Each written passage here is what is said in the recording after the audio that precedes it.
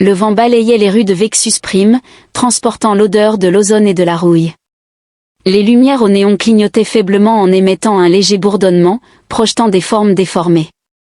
Les reflets dans les flaques d'eau accumulées le long du trottoir fissuré d'une ville animée mais indifférente, les tramways en suspension bourdonnaient au-dessus et un enchevêtrement de voix remplissait l'air, des humains marchandaient avec des marchands reptiliens grognant dans leur langue gutturale, des coursiers insectoïdes cliquetaient de leurs mandibules dans une conversation impatiente. P resserra son manteau autour de ses épaules, gardant la tête basse alors qu'il se déplaçait à travers le quartier du marché. Le cuir synthétique était usé au bord, sa doublure mince contre le froid, mais il faisait bien son travail. Il n'avait pas de destination, aucune obligation ce soir, juste la douleur sourde dans son genou d'une vieille blessure et le vide insidieux devenu familier au fil des ans. Puis, il l'entendit, un sanglot étouffé d'enfant. Il faillit l'ignorer, presque, mais quelque chose dans ce son, sa crudité, le fit marquer une pause. Il tourna la tête pour balayer la foule près de l'entrée d'un petit étal de fruits et légumes où se tenait une femme. Son corps était enveloppé dans un manteau déchiré qui peinait à dissimuler sa silhouette frêle et sa peau. Une teinte profonde de violet était lisse et légèrement luminescente sous les lumières artificielles. Ses grands yeux en amande brillaient d'une désespoir contenu, une enfant pas plus âgée que 4 ans s'accrochait à sa jambe, ses petits doigts enroulés dans le tissu de sa cape, ses courtes tentacules semblables à des frondes là où des enfants humains auraient eu des cheveux, frémissaient légèrement de détresse. Elle tendit un petit sac en tissu, ses doigts griffus se resserrant autour. « J'ai juste besoin de lait », murmura-t-elle. Sa voix était à peine audible au-dessus du tumulte du marché. Le reptilien caissier renifla, ses larges mains écailleuses reposant sur le comptoir, pas de crédit, pas de marchandises, elle avala, je peux travailler, j'ai juste besoin d'un grand, pas de travail ici, l'épicier l'interrompit en montrant ses dents avec irritation, pas de travail nulle part pour votre espèce. Ses épaules se raidirent, les muscles de sa gorge se contractèrent alors qu'elle baissait légèrement la tête, un petit mouvement intériorisé de soumission et d'humiliation. La mâchoire de Quin se contracta lorsqu'elle se détourna, cela aurait dû être la fin, il aurait dû continuer à marcher. Ils se fondirent de nouveau dans la foule anonyme, laissant la ville les engloutir tous les deux. Sans attendre, ses pieds avançaient avant que son esprit ne puisse suivre. « Combien pour le lait ?» demanda-t-il d'une voix ferme, affichant juste assez d'autorité pour faire hésiter le commerçant. Les yeux jaunes reptiliens se sont tournés vers lui puis vers la femme, pas pour elle. Caïn a expiré par le nez, a sorti une poignée de crédits et les a placés sur le comptoir. « C'est pour moi » a-t-il dit. Un long silence s'est installé entre eux. Les pupilles fendues du commerçant se rétrécirent, mais l'éclat de la monnaie avait un moyen de surpasser les préjugés. Avec un grognement, il prit les crédits et poussa un contenant de lait de l'autre côté du comptoir. Quand le ramassa et se tourna vers la femme qui le lui tendait. Pendant un moment, elle ne bougea pas, ses yeux violets fixés sur les siens, méfiants, cherchant le prix caché. Les gens comme elle ne recevaient pas de gentillesse, ni sur Vira Esprime, ni ailleurs. Son fils, cependant, réagit en premier, son regard curieux et brillant passant du lait à Cain, ses petites mains tremblant en avançant avant de hésiter. Elle attrapa son poignet, l'arrêtant net. Un instant de pause, puis avec une délibération soigneuse, elle tendit la main et prit le contenant. « Merci » murmura-t-elle. Cain haussa les épaules. Il s'agissait simplement de lait, secouant la tête. Ce n'était pas seulement sa voix qui avait un poids qui serrait sa poitrine. « Quel est votre nom » demanda-t-il. Hésita-t-elle, comme si le dire à voix haute la rendrait réelle d'une manière à laquelle elle n'était pas prête. Vaïa. Cain acquiesced with a nod before directing his gaze towards the child. It was the first time he had done so, and I did, the expression on his face softened. In response, the boy emitted a high-pitched, melodious sound that was a cross between a giggle and a hum. Ses grands yeux étincelaient d'une lueur que Caïn ne parvenait pas à identifier clairement. Vala resserra sa prise sur le lait, sa main libre se recroquevillant protectrice autour des petites épaules de son fils. Elle jeta un regard vers le ciel où les nuages d'orage tournoyaient épais et menaçants. Tu devrais rentrer à l'intérieur avant que la pluie ne commence. Cain indiqua qu'elle hocha la tête mais ne bougea pas immédiatement. Au lieu de cela, elle l'étudia, son regard indéchiffrable. Puis, après un instant, elle se tourna en guidant Roland d'une main douce, et ils disparurent dans la foule de corps, engloutis par le flot incessant de la ville. Caïn resta immobile un instant. Malgré le fait qu'il fixait l'espace qu'ils occupaient, le marché continuait d'être indifférent, les lumières vacillaient, des voix marchandaient, des machines vrombissaient, mais le poids dans sa poitrine demeurait réel. La prime ne dormait jamais vraiment, même lorsque la nuit s'installait, la ville palpitait de lumière artificielle. Une lueur néon pulsait contre la froide pluie battante dans un rythme lent et délibéré. Des coups s'accumulant dans les crevasses du trottoir fissuré. Quand verrouilla son magasin en abaissant le volet métallique renforcé avec un bruit sourd. L'activité de réparation avait été plus lente que d'habitude, quelques unités de communication cassées, un drone de livraison défectueux, rien qui ne justifie les efforts déployés pour maintenir l'activité. Son regard dériva vers le paysage urbain. Au-delà de l'endroit où d'innombrables silhouettes se déplaçaient comme des ombres se fondant dans le labyrinthe d'acier, il devait rentrer chez lui, se servir un verre, s'effondrer dans le vieux fauteuil inconfortable de son appartement et faire semblant de ne pas être épuisé d'une manière que le sommeil ne pourrait réparer. Au lieu de cela, ses pensées s'attardaient sur autre chose, sur quelqu'un d'autre, une femme à la peau violette aux yeux méfiants, un garçon au regard curieux et vif. Il se disait que cela n'avait pas d'importance, que ce n'était pas son problème, qu'ils avaient disparu dans la foule comme tout le monde dans cette ville finissait par le faire. Puis, la sonnette du magasin retentit. Il faillit ne pas répondre, mais lorsqu'il le fit, il la trouva là, Vésia. Elle était trempée, son manteau usé collant à sa silhouette, ses bras enroulés autour d'elle-même pour se protéger du froid. Son expression oscillait entre détermination et hésitation, comme si elle avait passé la dernière heure à débattre de sa présence ici. « Puis-je entrer » demanda-t-elle d'une voix calme mais ferme. P s'écarta sans dire un mot. Elle entra prudemment, observant les établis encombrés et les étagères remplies de pièces de rechange. La persistante odeur de métal et de circuits brûlés n'était pas avec elle, ce qui indiquait à Caïn que quoi qu'elle ait à dire, elle ne voulait pas que son fils l'entende. Il s'appuya contre le comptoir, les bras croisés. « Quelque chose s'est-il passé » demanda-t-il. Elle hésita, puis expira. « J'ai besoin de travail. » Caïn arqua un sourcil tandis qu'elle serrait les mains. « Je cherche depuis des mois, mais personne ne veut m'embaucher à cause de ce que je suis, dit-elle. Elle ne le dit pas, mais la vérité planait entre eux comme de la fumée. Sa race, les Aris, n'étaient pas les bienvenus dans la plupart des quartiers dirigés par des humains. Vira prime tolerated dem barely good job housing basic security that was a different fight altoge taken had seen it before the way people turned away when someone like her walked into a room the way employee found convenient excuse the way landlord doubled rent until they had no choice but to leave. Et should have expected it still the bluntness of her word unsettled him ever fix anything before no know anything about mechanic no cessai rubbing the bridge of his nose look Vesiachi. Straightened ilirned fast et studier noting the sharpening her tone acquied desperation oned into something almost defiant you really want to work here et asked her how tightened you want to feed my son that answer retarded then it should have seran and truis I this was a bad idea et didn't take in. Stray et didn't get involved et was barely keeping the shop together it was and yet the image of her standing in that market clutching an empty push flashed in his mind the Werion had chirped at him trusting innocent an hour off. The way the world had already decided this world a exhaled fin you start tomorrow Valia cligna des yeux une seule fois, un éclair d'incrédulité, avant de se reprendre. Merci, dit-elle, sa voix laissant transparaître quelque chose de brut, quelque chose qui fit sentir à Caïn qu'il venait de poser le pied sur un terrain instable. Ne me remercie pas encore, marmonna-t-il. Tu détesteras le travail. Elle esquissa presque un sourire, pas blanc, mais quelque chose dans son expression changea. Pour la première fois, il vit autre chose que de l'épuisement dans ses yeux, une lueur d'espoir.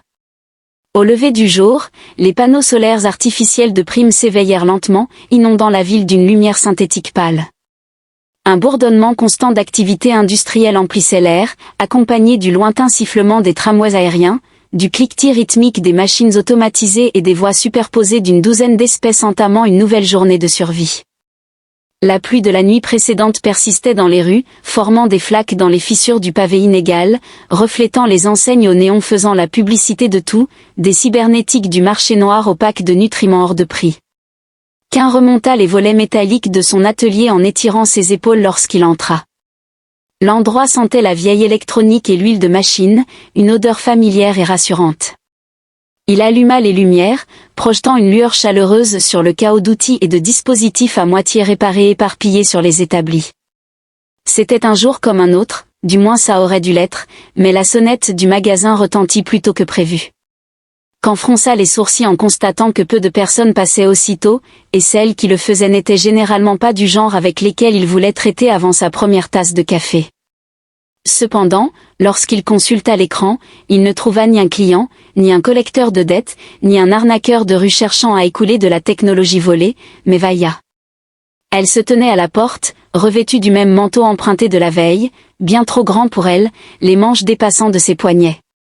Cependant, elle le serrait fermement autour d'elle, comme si elle essayait de prendre moins de place à côté d'elle. Rion se cramponnait à sa jambe, ses grands yeux violets parcourant les environs inconnus avec une curiosité discrète. C appuya sur le bouton de déverrouillage de la porte. Les hydrauliques sifflèrent alors qu'elle glissait pour s'ouvrir. « Vous êtes en avance » dit-il en s'écartant pour les laisser entrer. « Je n'aime pas être en retard » répondit-elle. « Bien » approuva-t-il en indiquant du menton l'atelier. « Allez, entrez » hésita-t-elle juste assez longtemps pour qu'il le remarque avant de pénétrer à l'intérieur, son regard balayant l'espace encombré. Qu'un n'avait jamais vraiment réfléchi à l'état de son atelier auparavant, mais en le voyant à travers ses yeux, il réalisa à quel point il devait sembler chaotique, avec des machines à moitié démontées empilées sur les établis et des outils dispersés comme lors d'une explosion de décharge. Un écran fissuré clignotant avec des ordres de réparation à moitié terminés n'était pas grand-chose, mais c'était son royaume. Pendant ce temps, il observait tout avec émerveillement, les yeux grands ouverts. Les tentacules du garçon tressautaient d'intérêt alors qu'il étudiait les circuits lumineux et les engrenages rouillés. Quand captura le regard de Vess, il toucha quoi que ce soit pour lequel vous payez. Jean inclina la tête.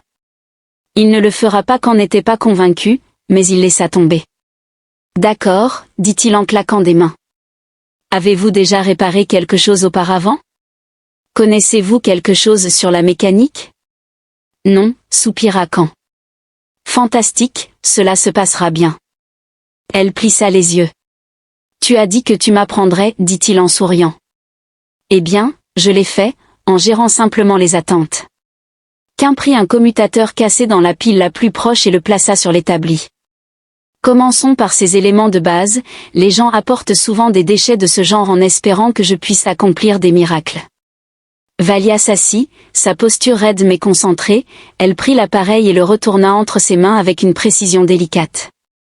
Khan observa attentivement tandis que ses doigts suivaient les fissures dans le boîtier, révélant le câblage qu'elle étudiait en le décomposant mentalement. C'était un bon signe. Vous devrez d'abord retirer le panneau arrière, dit-il en lui tendant un. Elle prit la petite clé à molette en la tenant maladroitement.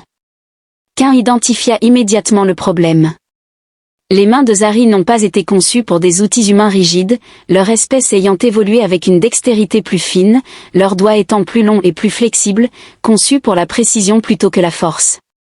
La clé à molette reposait inconfortablement dans sa main, comme si elle n'était pas faite pour elle, ce qui, bien sûr, était le cas.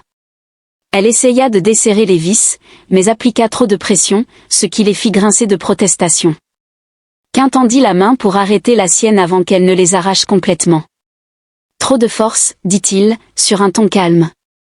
Tu n'es pas en train d'ouvrir un coffre-fort, c'est une machine, traite-la comme telle. Elle poussa un soupir brusque, la frustration se lisant sur son visage, mais elle ajusta sa prise suivant ses instructions. Cette fois, la vis tourna sans difficulté. Elle leva les yeux, son expression indéchiffrable.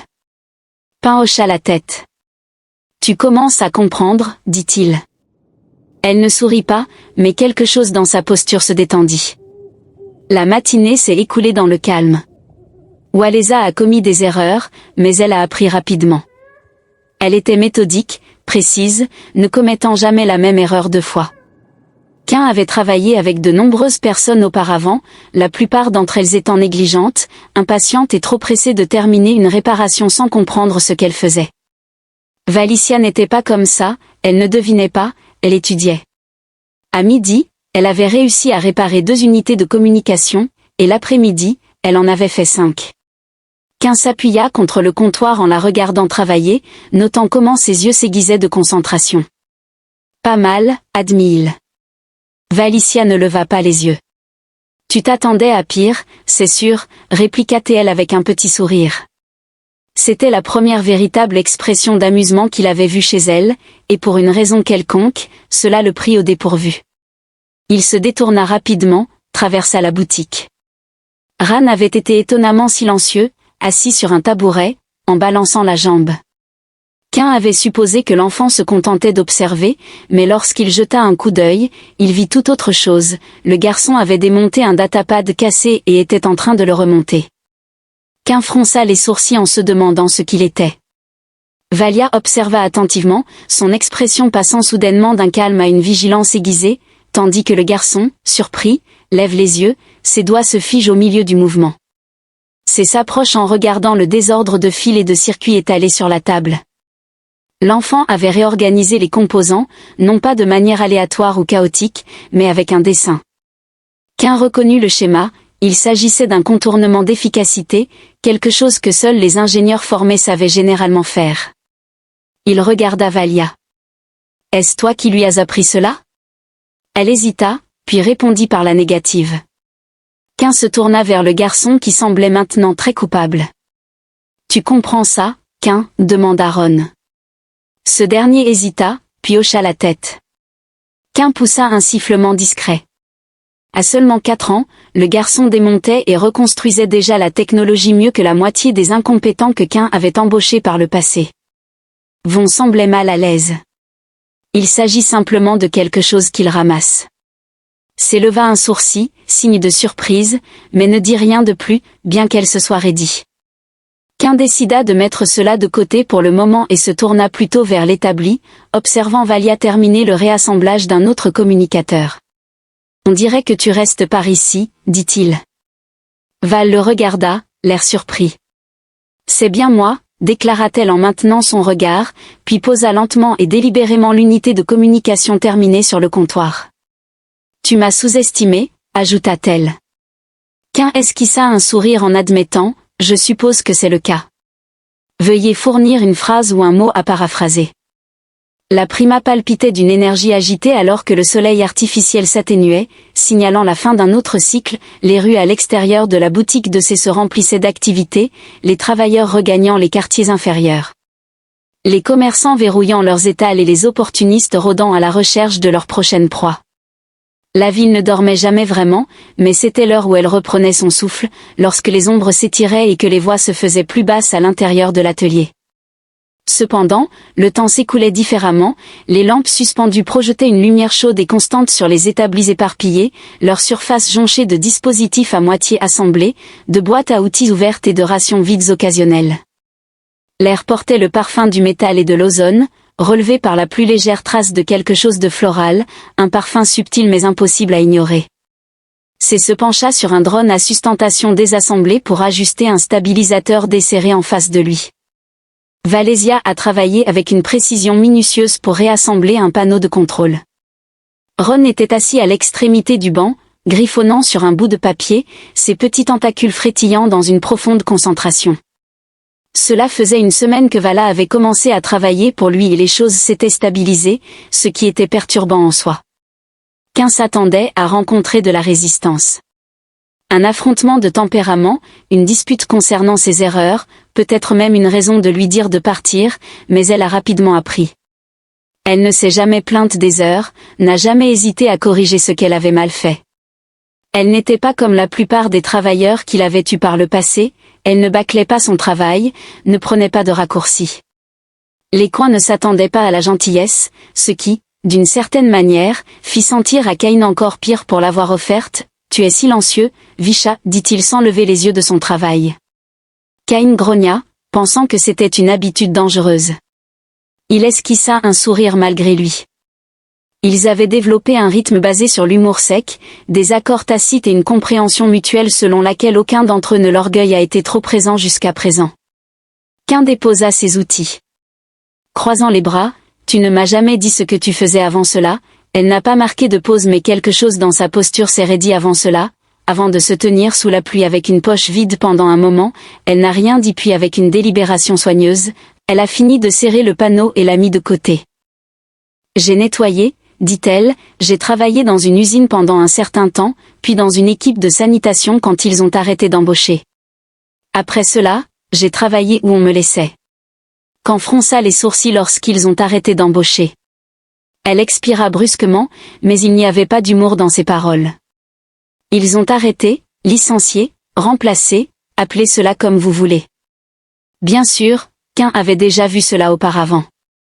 La discrimination primaire ne se manifestait pas dans de grands discours ou des lois écrites, mais dans le retrait lent et délibéré des opportunités, dans la fermeture des portes derrière vous, dans les pièces qui se taisaient lorsque vous y entriez, conçues pour vous laisser mourir de faim suffisamment lentement pour que personne ne le remarque. Cain a secoué la tête avec mépris. Les lèvres de V se sont courbées vers le haut en entendant cette remarque, comme si elle n'était pas elle-même concernée. Cain arqua un sourcil en disant « Tu penses que je suis comme eux ?» Elle l'observait attentivement, non seulement son visage, mais aussi sa posture, sa manière de se tenir, comme quelqu'un qui avait depuis longtemps cessé d'attendre que le monde soit juste. Elle admit, un peu déconcertée, qu'elle ne savait pas trop quoi faire de cette réponse, alors il changea de sujet. Ron, en désignant le garçon du menton, déclara qu'il était intelligent, puis V suivit son regard. Roland était toujours penché sur son papier, le front plissé par la concentration. Cain avait initialement pensé qu'il gribouillait, mais en s'approchant, il réalisa que l'enfant avait dessiné un schéma, un croquis grossier et irrégulier d'une machine. Cain identifia un régulateur de noyau d'énergie comme l'un des composants les plus complexes d'un drone à sustentation. Cain fronça les sourcils. « Est-ce que tu lui as appris ça ?» demanda-t-il.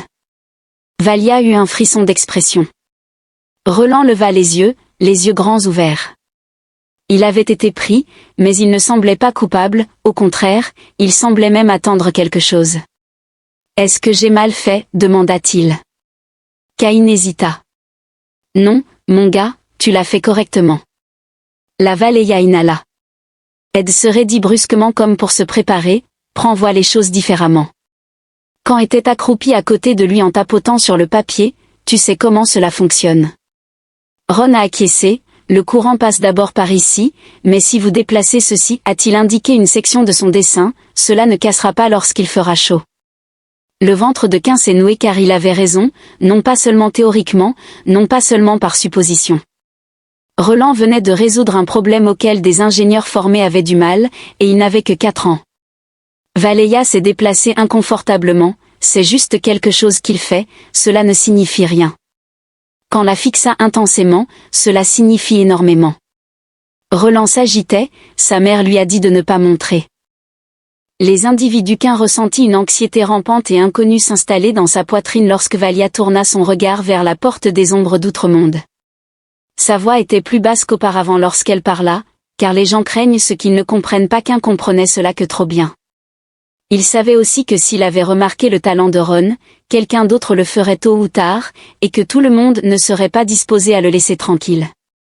Il expira en passant une main dans ses cheveux. « As-tu déjà envisagé de quitter Vaz ?»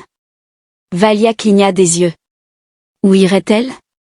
Il n'y avait aucune amertume dans sa voix, seulement le constat que les Exaltars n'étaient pas les bienvenus dans les territoires humains. Les colonies extérieures étaient pires, et au-delà, elle avait un enfant qu'elle ne pouvait pas risquer dans l'inconnu. Cain s'appuya en arrière contre l'établi. En croisant les bras, vous avez plus d'options que vous ne le pensez, elle l'a étudié et vous en sauriez plus à ce sujet. Cain hésita, elle n'avait pas tort de demander, il n'était pas juste un autre propriétaire de magasin se débrouillant dans la ville, il avait été quelqu'un d'autre avant cela, quelqu'un qui comprenait comment disparaître, comment rester hors des radars, quelqu'un qui comprenait ce que cela signifiait de fuir. Il haussa les épaules. Je sais quelque chose depuis un long moment. Vala garda le silence, puis hocha finalement la tête avant de déclarer, peut-être pourriez-vous m'enseigner, dit-elle.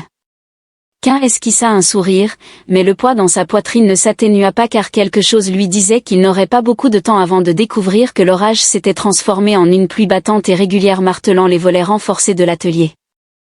La pluie s'infiltrait dans les fissures du trottoir illuminé par les néons. Réflexion. Les ondulations à travers la rue inondée de Vexus Prime avaient toujours un aspect différent sous la pluie, plus doux. Presque étouffé, comme si la ville elle-même retenait son souffle à l'intérieur de l'atelier illuminé d'une lumière chaude et constante, l'odeur d'ozone et de métal planait lourdement dans l'air, se mêlant à quelque chose de faiblement floral, une senteur précieuse. Qu'un n'avait jamais vraiment remarqué cela auparavant, mais désormais, cela faisait partie de l'espace, aussi naturel que le bourdonnement des outils et le scintillement des lampes suspendues. Roland était assis à l'établi, ses jambes balançant, ses petits doigts ajustant avec expertise une carte de circuit en place. Qu'un l'observa du coin de l'œil en faisant semblant de ne pas remarquer que le gamin travaillait avec les gens tranquilles. Son attention se concentre profondément, ses tentacules frémissants, trop intelligents, trop rapides. Qu'un avait déjà rencontré des enfants doués pour les machines, mais cette fois-ci était différente. Roland ne se contentait pas de reproduire, il comprenait. Il percevait les choses avant qu'elles ne soient endommagées, savait comment elles s'emboîteraient avant d'être complètes. C'était perturbant et dangereux. Qu'un resserra un boulon sur le drone qu'il réparait, en gardant un ton décontracté. « Tu as déjà pensé à l'inscrire dans une école, Vaïa ?» demanda-t-il. Vaïa, qui était en train d'organiser des pièces de rechange, s'immobilisa pendant une fraction de seconde. Ce geste était si subtil que la plupart des gens ne l'auraient pas remarqué, mais qu'un n'était pas comme la plupart des gens, il apprenait ce dont il avait besoin. Elle a déclaré que sa voix était soigneusement neutre. Qu'un posa sa clé à molette, ce n'est pas une réponse, déclara Vala en expirant, ses mains reposant sur la table. L'école n'est pas une option pour lui, déclara-t-elle en reculant contre le comptoir, les bras croisés, en raison de Zari ou parce qu'il est Roland. Elle leva les yeux, son regard perçant, alors qu'une bourrasque fit claquer les volets. Roland ne semblait pas avoir remarqué le changement dans l'atmosphère, trop absorbé par son projet. Baissa le ton de sa voix. Il est inévitable que quelqu'un finisse par le découvrir tôt ou tard, un enfant aussi intelligent ne passera pas inaperçu, la mâchoire de Valia se contracta, c'est pourquoi je le garde près de moi, c'est pourquoi je ne le laisse pas se vanter. Qu'un passa une main dans ses cheveux en soufflant, tu sais que cela ne durera pas éternellement. Elle ne répondit pas immédiatement, préférant jeter un regard à Ron, son expression s'adoucissant légèrement avant que le masque ne reprenne sa place. Que suis-je censé faire d'autre ? Qu'un n'avait pas de réponse satisfaisante à cela. La vérité était qu'il avait déjà rencontré des enfants comme Roland auparavant, pas souvent, mais suffisamment pour savoir comment cela se terminait. Les mauvaises personnes venaient toujours rôder autour des entreprises, des chercheurs, ce genre de salauds qui considéraient le talent comme quelque chose à acheter, posséder, contrôler. Il se crispa, cela n'arriverait pas tant qu'il serait là. Mais cette pensée le tourmentait pendant qu'il mangeait dans la pièce arrière. Assis sur des caisses autour d'une table de fortune, la tempête faisait rage dehors, mais à l'intérieur, elle semblait lointaine, étouffée, sécurisée. Roland bavardait entre deux bouchées, l'excitation se faisant sentir à travers ses paroles. Il parlait du drone qu'il réparait, de l'homme étrange qui était entré dans le magasin ce matin-là, et de la façon dont qu'un râlait toujours lorsqu'il se trompait dans le comptage des pièces de rechange. « Je ne râle pas », ajouta-t-il. « Qu'un a déclaré que vous le faites. » Alécha riposta avec un sourire narquois, tandis que qu'un fronçait les sourcils. « Je gère une entreprise et j'attends un minimum de compétences. » Hier, vous avez vous-même mélangé votre inventaire, souligna-t-elle en riant. Qu'un les fixa tous les deux, mais il n'y avait pas vraiment de tension derrière son regard. La conversation facile était nouvelle, il y a quelques mois leurs échanges avaient été principalement des instructions et des réponses concises.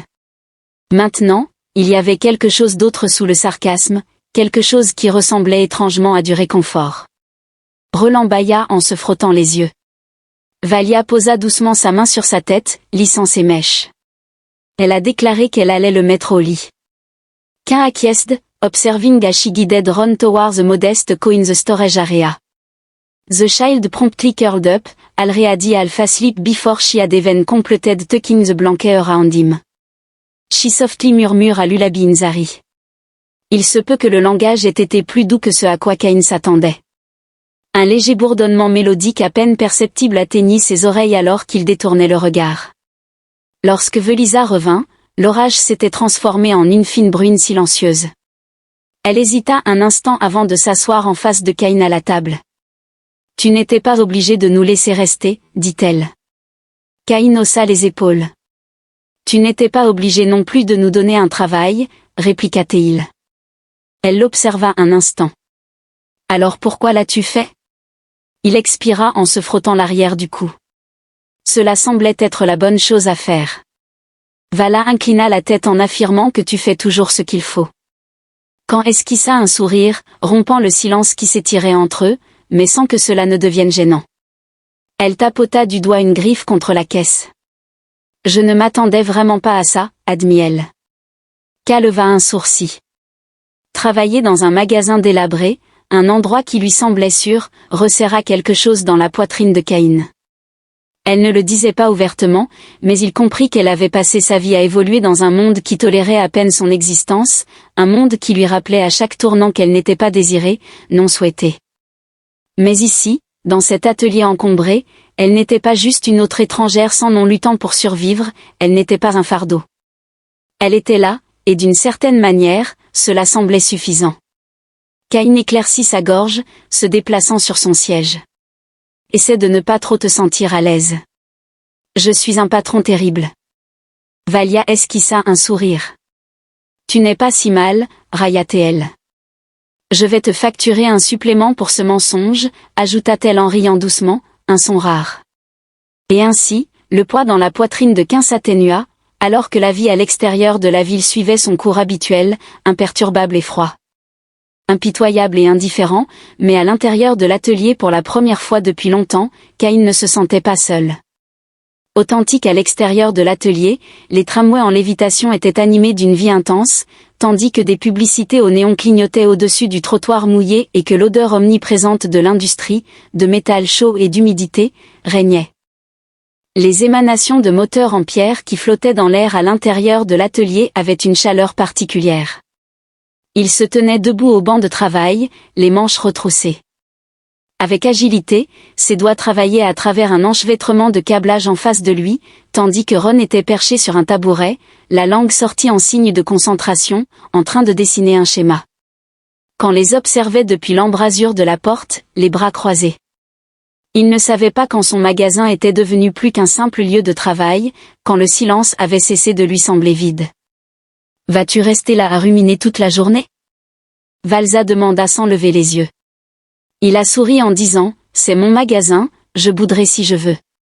Elle esquissa un sourire en retour mais ne contesta pas, tandis que Roland tapotait son stylet contre la table. Caïn, le garçon, hésita puis leva les yeux. Restons-nous? La question prit Caïn au dépourvu, non pas parce qu'il n'y avait pas pensé, mais parce qu'il réalisa que Ran y avait également réfléchi. Valisha se figea, les doigts se resserrant autour d'un fil électrique. S'épassa une main dans ses cheveux en demandant « Tu veux rester ?» Ron acquiesced, affirminis appréciation for the cure en location. Quand expira et porta son regard vers Valésia qui l'observait attentivement, son expression indéchiffrable. « Tu es déjà là. » Caïn déclara finalement qu'il n'y avait pas vraiment d'intérêt à partir, tandis que Roland rayonnait. Waléza détourna le regard, mais pas avant qu'il ne perçoive une lueur de soulagement dans ses yeux. Oui, ils auraient dû le savoir. L'avertissement ne passerait pas inaperçu, une ombre s'étirait sur l'établi, alors qu'un homme se tenait à l'entrée de l'atelier, encadré de 2 hommes de main. Son manteau de cuir était impeccable, tout comme ses bottes lustrées, contraste saisissant avec l'environnement urbain qu'il semblait méconnaître. Son regard richa atterrit brusquement sur Veza, puis sur Roland. Caïn fit un pas en avant de pouvoir dire un mot. « Nous sommes fermés », dit l'homme en souriant lentement et délibérément. « Je ne pense pas », répliqua Veza en redressant sa posture, prête et tendue. Le roi reconnut le type d'homme d'affaires qui n'entrait pas en personne à moins que quelque chose ou quelqu'un ne soit assez précieux pour qu'il le récupère lui-même. « Je vais faire vite », continua l'homme en passant une main gantée sur son manteau. « Le garçon, il est doué. » Le sang de Caïn se glaça, Roland recula, ses tentacules tremblants. Caïn ne laissa pas transparaître son expression. « Tu t'es trompé de personne », déclara l'homme en l'ignorant. « Tu l'as gardé caché, mais un talent tel que le sien ne reste pas caché éternellement. » Vela s'approcha pour se placer entre lui et les intrus, son corps légèrement incliné. « Il n'est pas à toi », fit remarquer l'homme en cliquant de la langue, « mais il n'a pas sa place ici non plus. » Réfléchis à ce qu'il pourrait devenir, à ce qu'il pourrait faire. Il tourna son regard vers Roland, sa voix s'adoucissant. Tu vois des choses que les autres ne voient pas, n'est-ce pas, enfant? Roland serra les poings, quand se mit en mouvement avant même d'y avoir réfléchi, un pas en avant, une main sur l'outil électrique le plus proche.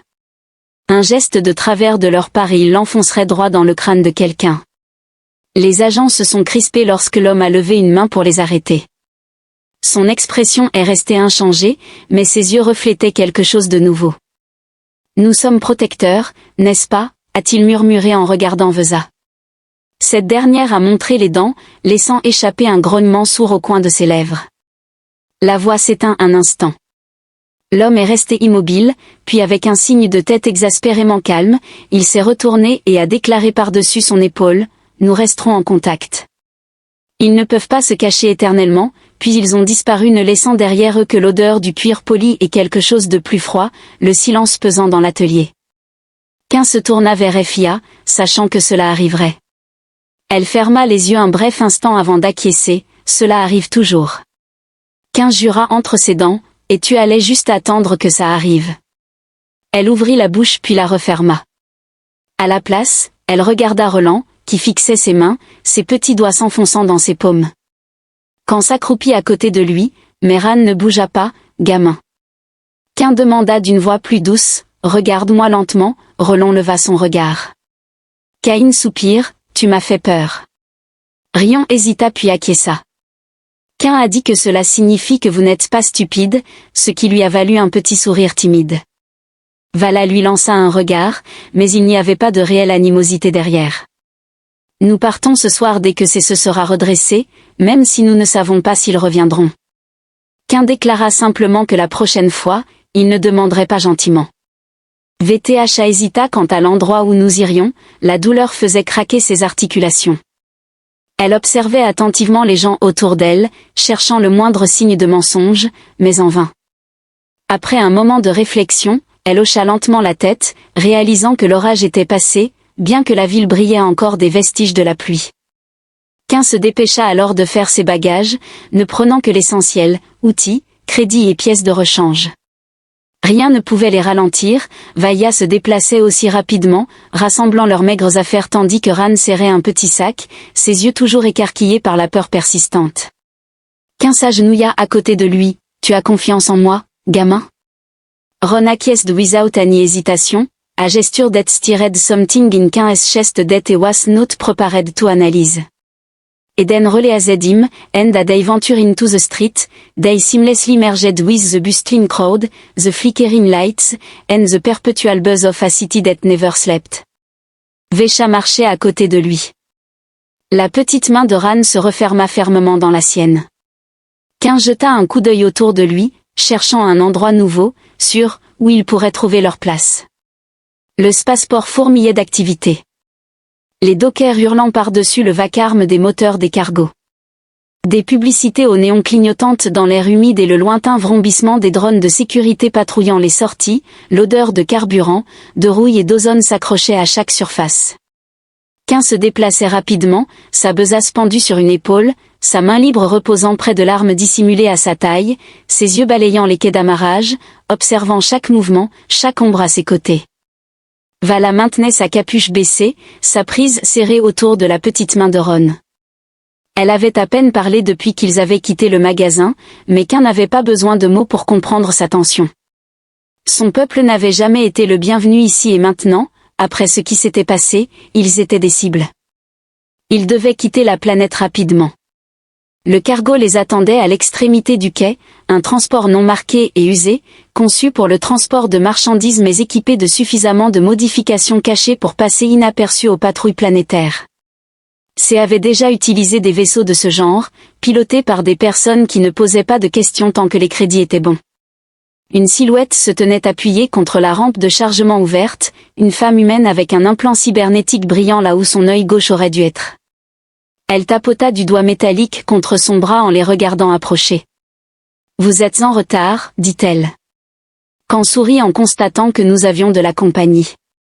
Son regard se posa d'abord sur Valésia, puis sur Roland. « Je ne savais pas que vous aviez amené des invités.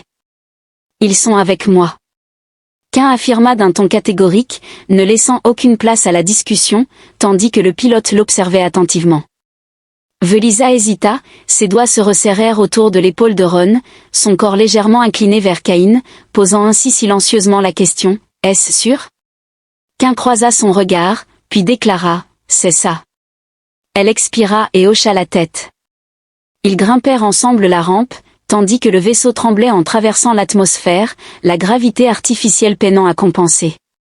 Cain se tenait appuyé contre la cloison, observant Vexus Prime qui diminuait sous eux, sa vaste étendue engloutie par l'obscurité de l'espace.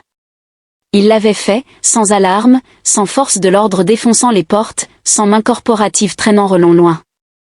Ils étaient libres, mais Cain savait qu'il ne fallait pas croire que tout était terminé. Valia était assise sur le banc opposé, les mains croisées sur ses genoux, tandis que Relon s'était blotti à côté d'elle, son petit corps se détendant enfin, la fatigue l'emportant sur la peur. Sa respiration s'était régulée, profonde et régulière, se sentant en sécurité. Cain soupira en se frottant l'arrière de son cou, pendant que Valésia l'observait, son expression indéchiffrable. « Tu n'étais pas obligé de faire ça, murmura-t-elle. Cain a raillé en pensant que j'allais les laisser l'emmener. Elle a secoué la tête, pas seulement Roland, moi aussi. Le silence s'est installé entre eux, lourd mais pas inconfortable, puis finalement elle a parlé à nouveau. Quelle est la suite des événements ? Cain s'est adossé en inclinant la tête contre le mur métallique froid. Je connais un endroit qui n'est pas le paradis, mais qui est suffisamment éloigné des virus. Absence de patrouille d'entreprise, pas de point de contrôle des exécuteurs, nous pouvons rester discrets, réfléchir à la situation. Elle l'observa, ses yeux violets scrutant son visage. Il cligna des yeux, la question le prenant au dépourvu, non pas parce qu'il n'y avait pas pensé, mais parce qu'elle l'avait remarqué avant lui. Il n'y avait pas de « nous » avant Vésia et Roland. Cain n'avait jamais envisagé l'avenir au-delà du prochain travail, sa vie avait été axée sur la survie, sur le fait de garder la tête baissée et d'avancer, mais maintenant il n'était plus seul. « Je suppose que c'est à vous de décider, dit-il. Fécha inclina légèrement la tête, la lueur de la lumière d'urgence adoucit ses traits, projetant de légères ombres le long des marques délicates sur sa peau. Pendant un instant, elle le regarda simplement, sans le scruter, sans attendre de réponse, juste regarder. Puis, avant qu'il ne puisse douter de lui-même, il tendit la main vers elle. Elle ne se retira pas, ses doigts s'enroulèrent autour des siens, chaleureux et stables, un petit sourire en coin effleura ses lèvres. « Il me semble que vous êtes bloqué avec nous. » Cain poussa un rire discret. « J'ai déjà occupé des emplois plus pénibles. » Il y eut un changement dans son expression, quelque chose de plus doux, de plus sincère, puis elle l'embrassa. Ce n'était pas hésitant, ni interrogatif, c'était un baiser ferme, de ce qui semble être un choix. Quand elle se recula, ses yeux exprimaient une certitude calme, une promesse. Cain avala lentement en expirant. Il marmonna, « Je ne m'attendais pas à ça », tandis que Valicia souriait en disant, « Menteur ». Cain rit en secouant la tête, mais il ne lâcha pas la main de Valicia de l'autre côté de la pièce. Roland remua en dormant, ses petits doigts s'étirèrent vers eux, effleurant le bras de Cain avant de se poser à nouveau. Cain porta son regard vers l'enfant puis le reporta sur Valia. Un foyer n'était pas un lieu, c'était cela, c'était eux. Il expira enfin, laissant ses épaules se détendre, sans plus courir, sans plus regarder par-dessus son épaule. Pour la première fois depuis des années, Cain savait exactement où il était censé être et il n'allait nulle part.